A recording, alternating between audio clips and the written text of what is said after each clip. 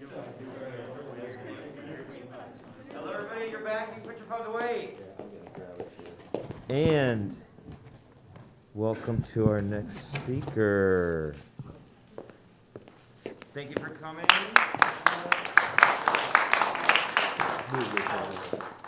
So I'm the alternative to class today, I guess, which you know, that's fine. I'll take it. My name's Tim Collins. Yes, my daughters go here. No, I won't say their name, or else they won't forgive me. So if we look at what I do for a living, we'll start kind of back at college. Promise this is a short story. But when I went to college, I wanted to be a lawyer. Don't ask me why. I liked to argue with people. I thought I was good at it. Turns out studying political science in college is extremely boring for a person like me that wants a lot of change. So I went to my academic professor and I said, you know, what should I do? I said, I like business, I like economics, I like sociology. And the advisor looked at me and said, well, you can't triple major. And I said, that wasn't my question. And they said, well, you can't. I said, well, why not? Is it against the rules? She said, no, there's just no way to get it done. So I triple majored. 4 years, looked at 3 degrees, graduated with honors, I thought. Senior week, everybody's looking forward to senior week, whether you're in high school, whether you're in college. I get a call from my advisor. Can you come see us? I said, great. Go in, they said, you're not going to graduate. I said, what do you mean? He said, you're a half a credit short.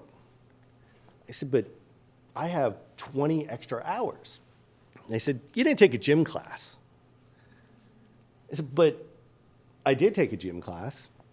I ran track, or indoor, outdoor, cross country. That's 4. I said, yeah, we don't recognize indoor track. Somebody should have told you. I said, well, what do I do? It's Wednesday of senior week. We have a booze cruise tonight, because that's important when you're in college. I have to graduate. He said, okay, well, you can audit a class. Means you go take the test, pass it, we'll give you credit. I said, fantastic. What are my options? They said, you can do swimming. I'm a terrible swimmer. I said, what else do you have? They said, basketball. I was like, do I have to make free throws? Which was part of it. I said, bowling. That's it. I grew up, I bowled. I was like, this is easy. So all you got to do, pass a bowling test, and then go bowl. Fantastic. This is what I needed to graduate college. 4 years, 3 degrees, 140 hours, served on everything that I could because I thought that was what mattered. What mattered was a half a credit in gym. So I go and bowl, and they said, you have to get a 70. I said, okay. So I go to the bowling alley, take one of my fraternity brothers with me. Thankfully, he was the designated driver for everybody that night, so he could do it. We get there, the bowling manager has to come watch me bowl. And like I said, I'd bowl. Strike, strike, strike. 7 frames, I have a perfect game. Bowling manager signs off on it. She's like, you're good, you got a 70. My buddy looks up at me and goes, if you get a 300, they're going to fail you. So they're going to think you're cheating. So I miss. Bowled a 241. Still proud of it. Best game ever. I go back. I'm like, all right, I'm ready to take the test tomorrow. I can go out tonight. A couple of my buddies go, oh, who's giving you the test? And I tell them the professor's name. They said, dude, go to the library.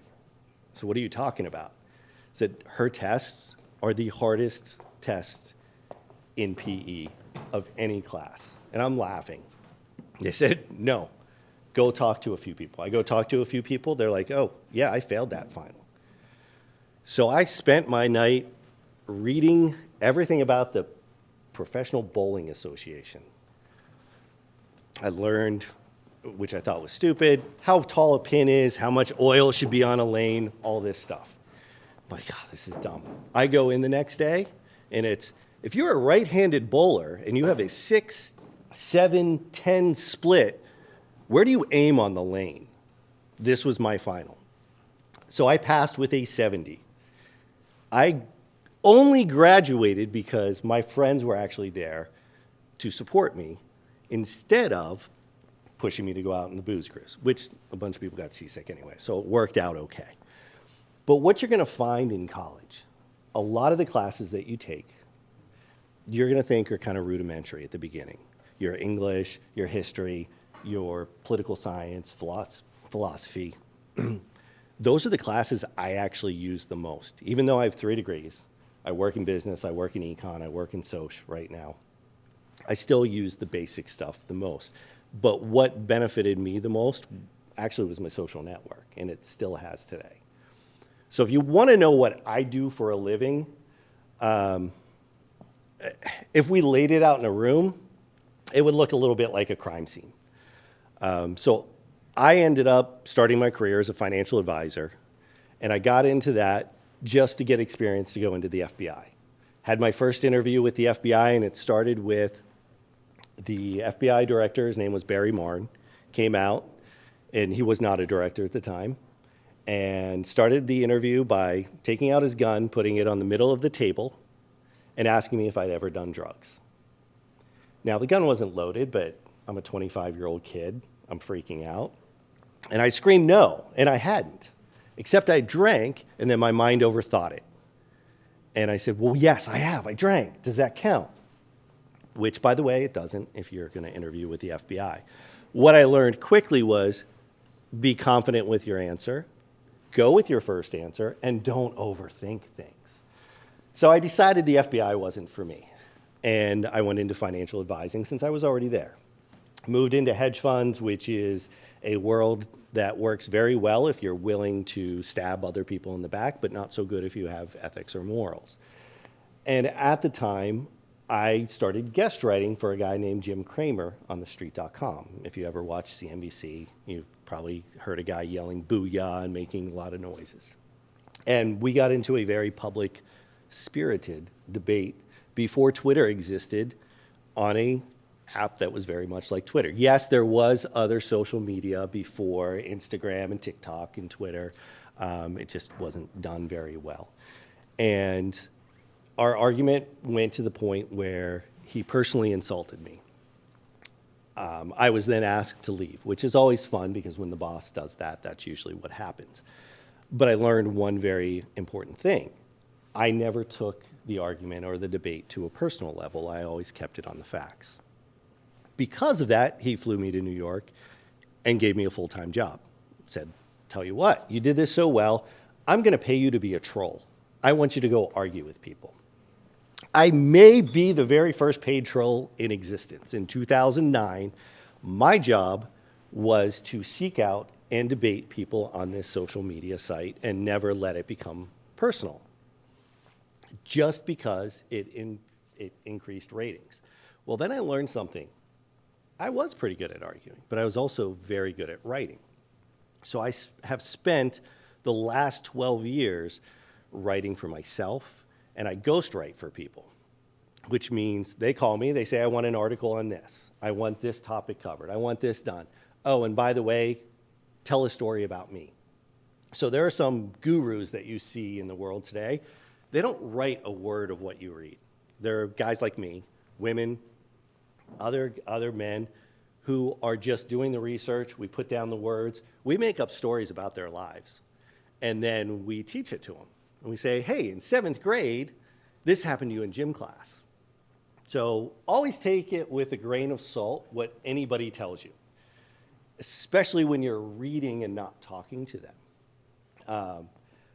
But over the past 30 years, what I've learned isn't necessarily what's going to matter for you all. Even though I am pushing 50 years old, I am actually very active in the NFT space. We've built a couple of NFT projects. I've built an NFT game. If you're not familiar with blockchain, crypto technology, non-fungible tokens, it's kind of the world I run in now, and it's a world that if you're looking at technology, if you're looking at business, which is the area that I'm in, you're going to want to learn. As much as we like to cling to a traditional system, our traditional banking system, why do you guys all go open a checking account or use your debit account? It's because you're taught to. Like, you're brought up, hey, this is what we need to do. but you all are at a very kind of crucial juncture. You can make the decision to have all the terrible things that we've created over the last 30, 40 years and take it in a new direction. Business is certainly going to be one of them. So as I've gone through things, what I've realized is your network, extremely, and by the way, I'm truncating this because you guys get a break in like 14 minutes and a bell and you get to run the heck out of here. College, one of your biggest things is going to be your network and your basic classes. Learn how to do an Excel spreadsheet. Learn how to send a proper email, how to write a text, how to capitalize, how to write in cursive. All these things that we've forgotten that are very basic. Yes, I've been guilty of writing W-E-N instead of writing when and not capitalizing and not ending things. In business, it's still appreciated. Like the little things matter. And we don't think about it when we're on Twitter, when we're on TikTok, when we're on Instagram. We're trying to send things as fast as possible. We're trying to get a message across in 280 characters or 9 seconds. And that works if you're an influencer. It works if you are doing guerrilla marketing. And those things are great. But if you are going to have to transact with a dinosaur like me, and yeah, I'll consider myself a dinosaur, if you take time to learn just a few of the little antiquated methods, it will go a long way of just getting attention. And it may seem like not a big deal, but that's actually where college is going to come into play because the professors are generally my age or above, and we have some old school things that we can't get rid of. So your base classes are actually what most people I know are going to use most. The second thing that you're going to take is your network. When you're in college, do not sit in your dorm room. Now, don't go out and rage all week and end up being a freshman stat, but get out, meet people.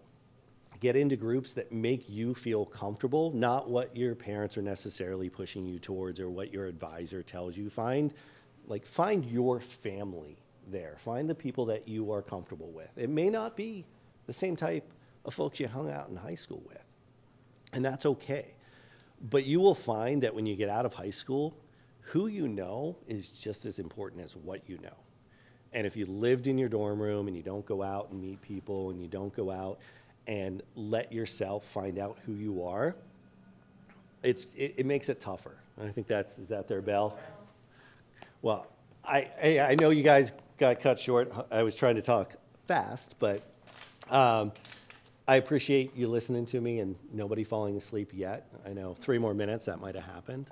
But I appreciate it. I know they get to get out of here. Thank you.